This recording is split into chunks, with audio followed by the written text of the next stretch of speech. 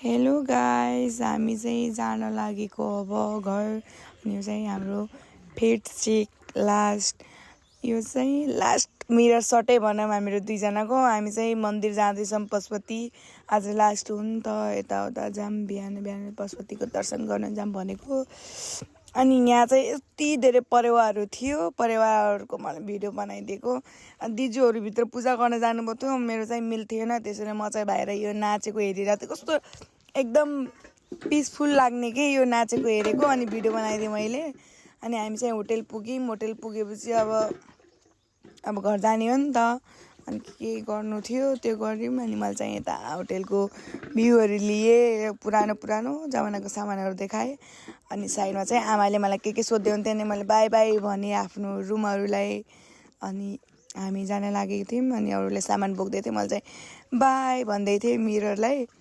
अनि ढिलो भइसकेको थियो हामीलाई। अनि जाँदा अनि एयरपोर्टमा देखाइदिएको दिदीलाई यस्तो गाह्रो भएको थियो। अनि एयरपोर्टमा गयौँ, भोक लागेको थियो, हल्का डिले थियो, जुस खाएँ, अनि चिप्स खाएँ। अनि अरू यहाँ फोटो खिच्ने भिड पनि थियो। अनि मैले चाहिँ मेरो भिडियो बनाइदिनु है दिजु भनेर। अनि दिजु कस्तो हल्लाइदिएर भिडियो बनाइदिनु भएको थियो।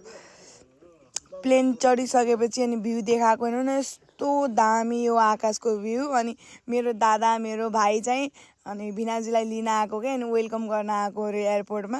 अनि वेलकम गरेर हामी सबैजना घरतिर फर्क्यौँ। भोक लागेको थियो, के गर्नु गाइस, टाइम नपाएर मैले अटोमै मोमो लिएर आमा र म मोमो खाँदै थियौँ। आमाले खानुहुन्छ हेर्नु है, म खान्छु तिमी भिडियो बनाइदेऊ है मलाई भन्दै हुनुहुन्थ्यो। अनि आमाले खानुभयो मोमो। अनि हामी चाहिँ अरू अगाडि कोही पछाडि, हामी चाहिँ यता। अनि दिदीले चाहिँ आफ्नो भाइलाई वेलकम गर्नुभएको अरे बुक्की बनाएर। अनि माला चाहिँ उता दुलैनीलाई लगाइदिएको अरे, दिजुलाई मेरो स्वागत गरेको अरे। अनि हामी चाहिँ साइडमा ताली बजाउने बसेको थियौँ सबजना। अनि हामीले अब भिनाजु आएको खुसीमा त अब खसी त ढाल्नै पर्यो। अनि मेरो छोरा अगाडि खसी लगेर भाग्दैछ। अनि दाइ भाइ, अनि यो चाहिँ सासू ज्वाइँको भेट मेलमिलाप भयो, वेलकम भयो, अनि कुराकानी भयो।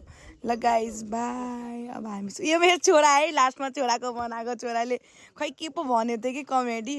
ल गाइस बाई, अब हामी सुत्छौँ।